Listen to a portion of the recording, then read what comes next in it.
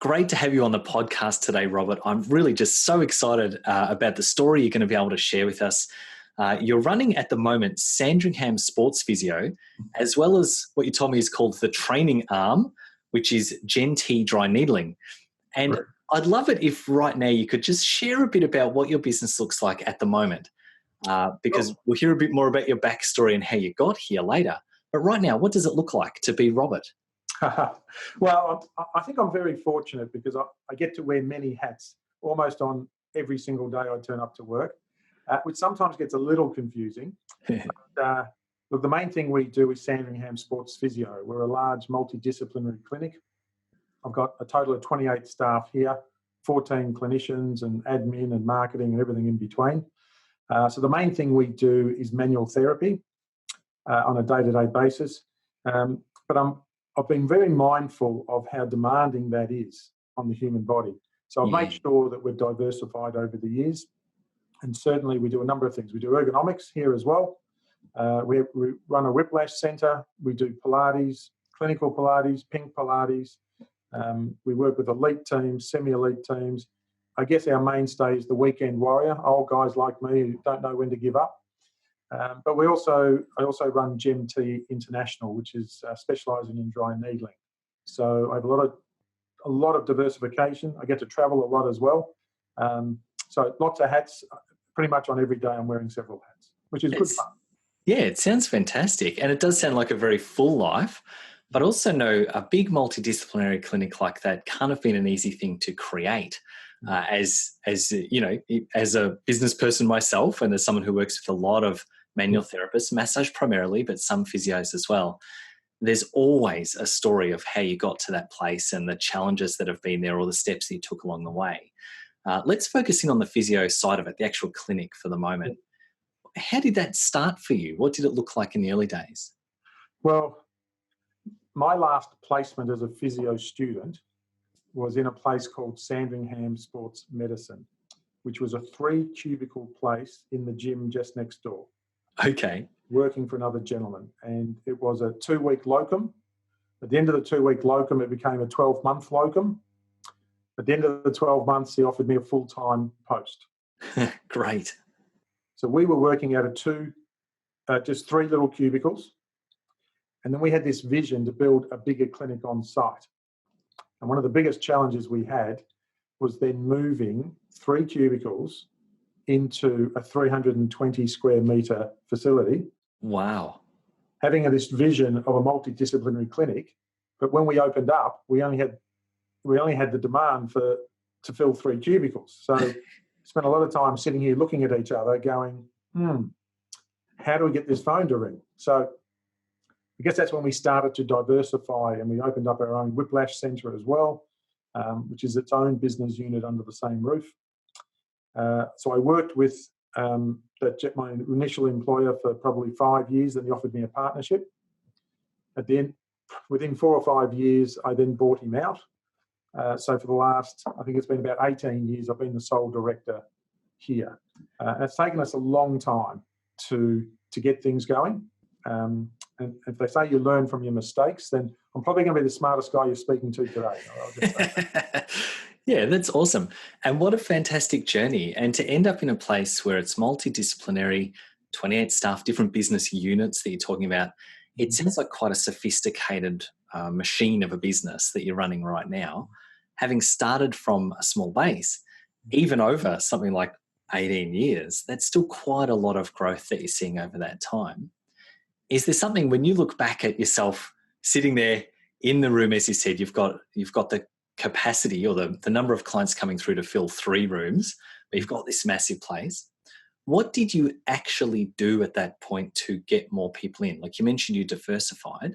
Yeah. How did you get word out about yourself? What did it actually look like for you back then? Well, it's something that we still do today, James, and it's getting involved in the community. And every new person I hire, I say, listen, this is not a job here, it's a career. And if you want to be part of the community, that's how you'll flourish as a manual therapist. I used to get annoyed going to the local Westfield shopping centre because I couldn't walk for 2 minutes without someone saying, hey, Rob, how you doing? Oh, remember me? And you never remember them. Now now I see it as a badge of honour almost. Yeah. I can't go shopping without somebody stopping me in my tracks and saying, remember when. And that's what I always try and encourage people. Get involved in the community, because it's the community that's going to support you. So start giving to that community, and then see what comes back. Yeah, I love that. And I know Leash was exactly the same here in Ocean Grove. It's a small town, really, smaller clinic, but so many people across the town come into a massage clinic over time. You end up knowing a heap of local business people, the school teachers, all the people who are kind of connected in other parts of the community. So many of them at one point or another come through a bigger clinic like that it does give you a great reach and a great profile within the community in general. Mm-hmm. And once that's going, it can be self-feeding or self-fulfilling. You know, enough people know about the physio that enough more people hear about it when they need it. And that's really ideal when you can get to that level of knowledge about who you are and where you started, who you are and what you do. And hearing about where you started doing that is really, really great. I reckon for people who are listening to this right now to be able to aim for that level. You also mentioned sort of diversifying and having different business units. And I know you mentioned to me earlier that you do have some massage and myotherapists on your team. Yes. How does that fit in for you? You've got physio, you've got massage and myo, you've got a few other bits and pieces. How does it all kind of join together? Yeah, good question.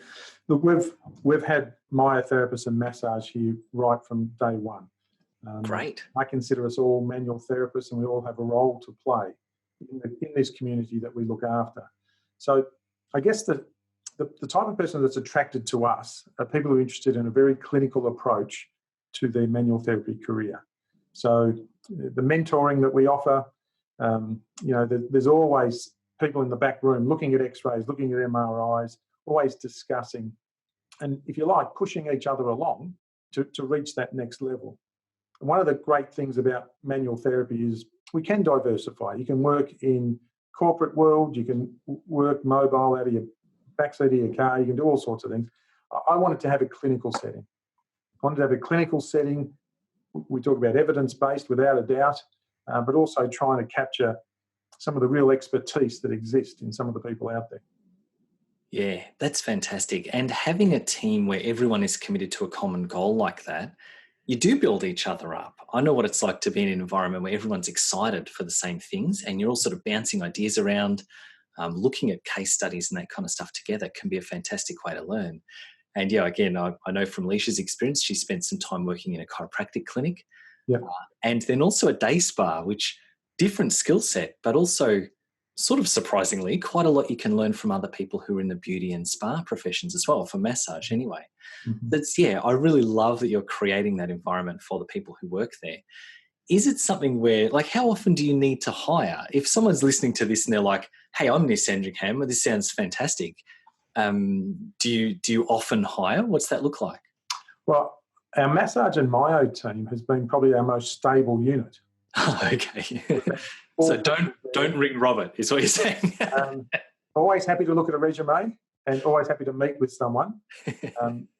It's rare that we turn someone away from a meeting point. We love them coming into our facility.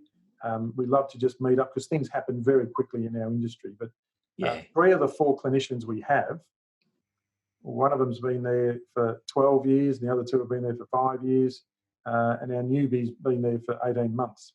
So very stable unit at the moment, which is great, touch wood. But our physios, that's where we get a bit more turnover. So if there's any physios out there watching, they can give me a call. Yeah, fantastic. That's really good. What would you say, like, as far as having staff on board, maybe keeping them on board so they're retained within your business long term, what would you say is the most important thing for that? Is it that kind of training that you're talking about, or is it something else you do to create a culture for them? Yeah, good questions. That's always our challenge, particularly with our myo and massage team. I think access to knowledge, okay? And they're the people we're trying to attract. So people are always trying to extend themselves. And so they come to our in-services. We actually ask them to participate. We actually can run an in-service with them. So sometimes we might have an interesting case study and I'll present it along with my massage therapist to hear their input, my input, and how we came to a conclusion. So challenging them, without a doubt. I always say knowledge is nothing unless you share it. So we certainly run very regular mentor sessions, and getting them very much involved in their own performance and their own clinical outcomes. So they certainly know their role, and we certainly let them know the difference that they're making with our clients in this community. Yeah, I love that. And it's something where retention can be a challenge across all businesses, really, but especially in things like manual therapy, where different people are in different positions in their life when they take on board those roles. And it can be something that is fairly movable. People move around a little bit sometimes. Sure. So it's great to be able to have long-term staff, to be able to say you've got that even as a goal. And building a community feel within the business itself is something that I can kind of hear. You've got a very, very strong culture around education and training. And so the right people who want to be part of that are the ones who are going to be attracted right from the outset. And then when they step in, it's like, hey, this is exactly what I expected. I'm getting what it is that I wanted from this. And that's where we can create a bit of longevity within the business. So it sounds like you're doing a really good job. I trust and hope that the right people will come in and be able to continue to work with you on that. I guess I want to just sort of dive a bit more into your business journey getting to where you are, because I guess I'm looking at it thinking there's going to be people listening here who are like, what an amazing clinic. It sounds like a fantastic thing that you've done there. Great place to work for employees and a great place to run for yourself. And I know there's going to be people who are thinking that it all sounds like a dream. You know, wow, this is fantastic. Robert, you must be so lucky. But as you mentioned earlier, you said you've made a lot of mistakes. You've learned a lot of stuff along the way. So in this journey that you've had of growing the business to where it is right now, starting way back when it was, what would you say along that journey was your biggest challenge or the biggest mistake that you made that you learned from? I'm going to put this in the challenge category as opposed to the mistake category. Okay, great. But the reason why I bought my partner out is that there was a large corporate wanting to buy our business, and they offered ridiculous money at the time. And my partner, who was more senior than me, wanted to take the money and run. Right.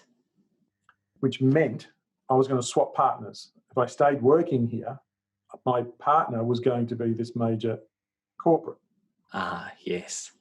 So at the 11th hour, I came in and put in a counter offer, and my partner accepted it, which meant I paid 3 times the value of this business. So now we've agreed to terms. My greatest challenge then was convincing financial institutions to lend me the money. They said, you're paying 3 times the amount that it's worth. The senior partner is leaving, and so will all his goodwill. And I had to convince them that my senior partner had kind of given up on this profession 5 years ago, and that it would be a positive for the clinic. So I had 2 major banks turn me down. I had one bank manager laugh at me and said, you'll never find anyone to fund you. And then I remembered one of my clients. That's why you've always got to have a positive relationship with your clients. He was an independent banker. And I remember I turned his back around, and I remember his wife baked for me because I've got her husband back on board and all the rest of it. And I rang him, and he said, Robert, this might be the most stupid thing I've ever done, but I believe in you and your product. And he lent me the money.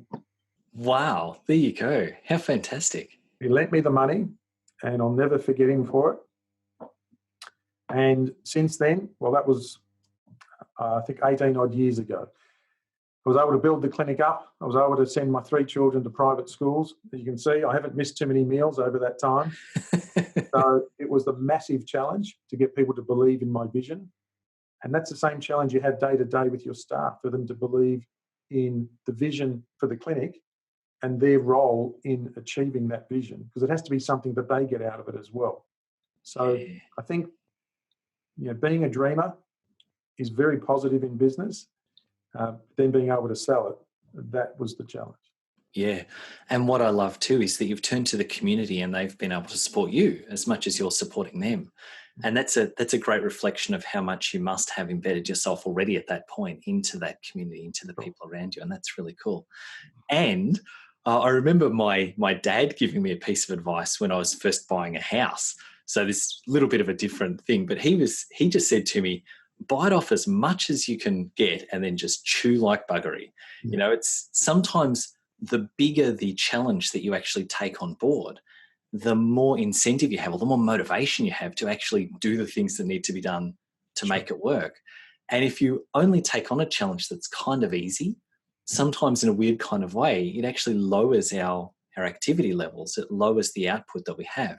So sometimes taking on board something massive, committing to it, can actually be a way of growing faster than you would have otherwise. A great motivator is proving people wrong. Yeah, that's fantastic. Without a doubt. Yeah, I love it, especially when it's a bank. Yeah, that's cool. So that sounds like a massive challenge and then a big achievement that came off the back of it. If you look back over your time, over the 18 years since then that you've been running it, what would you count as your biggest, proudest moments, the biggest achievements that you've loved the most? I would say my proudest moment in business came earlier this year. So I run courses throughout Australia and various countries. We often get third world countries wanting me to come over and run courses. Gotcha. They can't even afford my airfare, let alone talking about fee structure. And those 3 kids still need to be fed. So I'm not at that stage of my life where I can provide education to these places as a philanthropist. So we started a vision 5 years ago, which was to train some trainers up in Malaysia on our needling technique. And it's a 3-year program, and that was completed late last year. And I was proud to say that earlier this year, they ran a course under our umbrella in Cambodia. The average physio in Cambodia earns 7,000 Australian dollars per annum. So wow. They were never even going to afford the $2,000 for an airfare to get me over. But we were able to train up some people in Malaysia. So running a course in Cambodia was a great achievement for our needling company that I'm very proud of. How amazing. And I love that because it's the same kind of community spirit that you're talking about right at the start, but it's extended from just Sandringham and the surrounding suburbs to how can we care for people who are in a community, they're physios, they're maybe myotherapists, that kind of stuff. How can we care for them globally or in another whole country? That's absolutely fantastic. And I love the consistent heart that you're showing in those places. That's really great. You mentioned the needling side of things, and that's something that at the start we spoke about is kind of like the training arm of your business right now. Tell us a little bit about that, because that's actually where you and I met. We met at conference where you were sort of on display there at the expo, having a stand about the needling side of your business. When did that start, and what does that look like right now? Okay. Well, it was probably 15 years ago. I was lecturing in the States on whiplash, which is another hat that I wear. And I was telling the group that when I read on a plane, I get a headache. The next thing I knew, a crazy American had me lying face down, and he put a needle in my rectus capitis posterior major, which is a little muscle that comes off C2 in the neck. And I got a twitch response, and my neck rotated, and I didn't know if I was having a stroke or what was happening. The next day I got on a plane and I read as much as I wanted all the way home from LA. Wow. Dry needling. I need to know more about this. So I did some courses in Australia and they didn't overly impress me. I ended up going back to the States many times and I met up with this colleague and he taught me some dry needling. I then did some courses around the world and I'd already been educating on whiplash and other topics. And so we decided to put a course together. So we've been doing that for 12 years, running beginners to advanced courses in dry needling. And then last year we put a program together after consulting with the myotherapy and massage associations. And so last year we got accredited to run a 60-hour course applicable for myotherapists and massage therapists. And you met me at the national conference because we were silver sponsors, I might add, James. Fantastic. So we were silver sponsors, yes. And so just starting to understand and meet people in the myotherapy and massage department. And they've asked me to I may be a presenter at the next conference in Adelaide. So I'm looking forward to that. Fantastic. Well, congratulations. That's good. When it comes to massage therapists doing dry needling, it's something that's really common or very popular, I should say, as something that people add on to massage or when they do myo. What sort of prerequisite does someone need to actually come into your course and do it? Do they have to have a certain level of qualification? Yeah, there must be a certified remedial massage therapist or myotherapist. So okay, great. So I understand there are a number of massage courses out. As long as you're a remedial massage therapist or myotherapist, you're certainly eligible for our course. Yeah, fantastic. And then if someone has done myotherapy, they've usually done needling already, or that's my understanding of how it works. Is it going to be different or is it more advanced? Where does that fit? The most common question we have is, I've done this at undergraduate level, why should I do your course? Well, our course is run by, I'll say it, it's run by me. I've been a sports physio for 29 years now and worked with national teams, worked with chronic pain patients and everything in between. So our course will take, we boast that our course will take your needling skills to the next level and will change the way you view the human body. So we've had many myotherapists take us up on our challenge and they've never been disappointed. We actually offer them, it's not meant to sound like a cheesy plug here, James, we actually offer them a money-back guarantee. And I say, if our course doesn't change the way you view the human body, tell me how much you think the course was worth. I've offered that for the last 5 years. I'm yet to give a 1 cent refund. So Yeah, I'm happy to fantastic. stand by that phrase. That's great confidence in what you're delivering there. From your point of view, what was it like moving from someone who's running a clinic and doing hands-on work yourself to a point where you're doing training? Was that always part of what you've done, or was there a moment where you're like, "Hey, I could do this"? Move from the learner to the teacher. Look, I guess again, very good question, James. You've done this before, haven't you? A few times. Because I've always employed people, I've always been imparting knowledge. And I've always enjoyed that. And even as an undergraduate, I buddied up with a guy who probably didn't grab the concepts as quickly as some other people. So I helped him. And in helping him, it consolidated things for me so well. So most of the things I started teaching on, the first course I ever ran was on the TMJ because I knew nothing about it. And so I learned as much as I could and I did as much as I could. And then I realized it could probably be taught in a more succinct manner, in a more logical manner. And that's how it just evolved into teaching. Yeah, that's really cool. And I certainly know from my own experience as well, teaching is a great way to organize my thoughts or to organize my learning, and just getting a whole bunch of stuff I might have experienced and read and kind of know everything, but it's not that organized. It's just all sort of sitting in there. Yeah. Having to train on it, suddenly you've got to break it down into modules. And I'm a drawer, so I like to draw some kind of picture and how things fit together with circles and arrows and all that kind of stuff. And having that kind of process take place in order to teach something, for me, just embeds the knowledge a whole lot better within myself as well. And it's like I feel like I know it twice as well after I've taught it to someone else. Correct. Yeah, so that's really good. This organisation then, is it only you that does the training? You mentioned you've got people in Malaysia. Do you have other people in Australia? Yes, we do. We have 3 levels. So there are presenters, and there's only 4 presenters in Australia. So they're people on the microphone. And then we have demonstrators, people who will support me and run a demonstration group.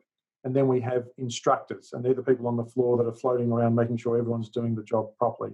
So I tend to, because I love it so much, run most of the courses in Australia, probably 90% of them. But we certainly have demonstrators in Sydney that can run courses independently. And my right-hand man down here, Brandon Cam's been with me for 15 years. He also can run courses independently. So we've got a very big team and network.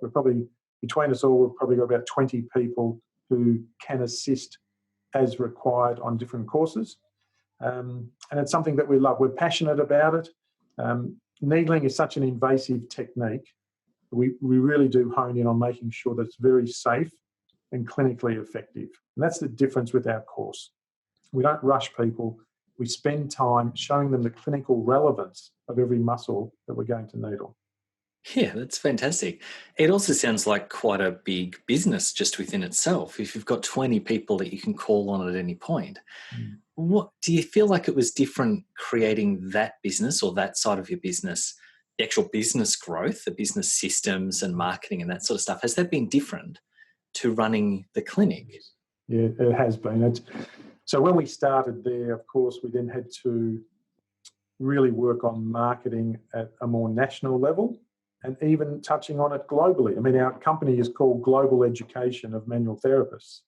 So We've now got a full-time gentleman involved in marketing across our business units. So there won't be too many clinics in town that have a full-time marketing person, but we certainly do. So we've certainly learned that I've had to outsource things because, I have basic training. I've learned from my mistakes. But when it comes to marketing and the digital media that's out there and everything from AdWords to SEO, I've certainly learned you need to go to experts. Just as we encourage people, you've got a bad back, come to an expert and you're probably going to get the best results. So we've certainly had to invest far more time and money into having a presence in the marketplace. And without a doubt, that was the big difference. It's not so much the community feel, it is a global approach. Yeah, that's really great insight. Thanks for sharing that.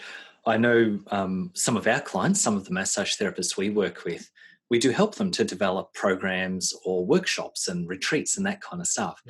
And sometimes people, the first thing that pops into their heads is, I want to train around massage, or maybe they want to come up with a hot stones or dry needling or something. And one of the things I always say is, it's great that you've got that passion for what you do and you want to share it.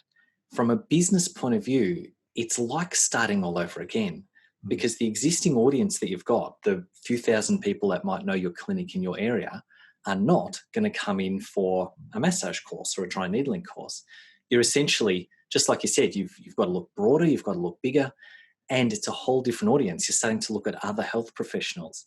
And if you've got a good community sort of connection, that can help. But even if you're well connected, the people you're connected with have not been clients of yours before. They're usually colleagues. So it's still changing the relationship that's already there. And so being able to navigate that, obviously you've been doing this for a few years now as well, being able to navigate that is really, really great, that you've been able to build that whole side of the business quite separately. And also kudos to your marketing person, being able to juggle a few different business units that are marketing to different people in different ways. That sounds really great as well. Obviously my background is marketing, so I'm impressed with how he's doing that. That's really great. Maybe the last thing to ask you before we finish up is really, if someone else is out there and they're listening to this and they're thinking, Robert, you've been doing this for so long, it sounds like you've had a great career, running a couple of different types of businesses, or business units under one banner, one roof. What would you give as your biggest piece of advice to someone else who might be inspired to follow that same kind of path? Wow. I think it's really important to never stop dreaming. And I sat down with my 24-year-old son just recently. He's trying to work out where he fits in life. I said, just write on this piece of paper a dream. And I don't even have to read it. But you stop dreaming, you're in trouble. And a cliche I've been using lately is, no one really cares how much you know until they know how much you care. Take that with you through life, with each individual client, and then eventually to that bank manager. And hopefully things will fall your way. Yeah, it's not an easy path, but most manual therapists have a great product. They've just got to learn to back themselves and have confidence to put themselves out there. I love that. And I love that it's the care for people, the care and passion for what you do, that then can override maybe the fear or the procrastination of not doing stuff. It's like, if you've got enough care, if you've got enough love for the people that you're meant to be helping, that can be super inspiring and motivational to overcome the challenges that come along the way. So that's really great. If people are listening and they want to get in touch with you, Robert, maybe they're interested in the dry needling side of things, GMT, what's the best way to get in touch? I'm always on email. So get me on email. I think my email address is simple. It's robert@sportsphysio.com.au. sportsphysio.com.au. Sounds good. We'll pop that in the show notes. We might also link to, if you've got a GMT website, we'll pop the link for that in the show notes as well. Right. So if people want to get in touch, they certainly can. Thank you so much for being on the show today. Really interesting conversation. Inspirational what you're doing. Absolutely love to see you go even further in the years to come. Thanks, James. Appreciate your time. No worries.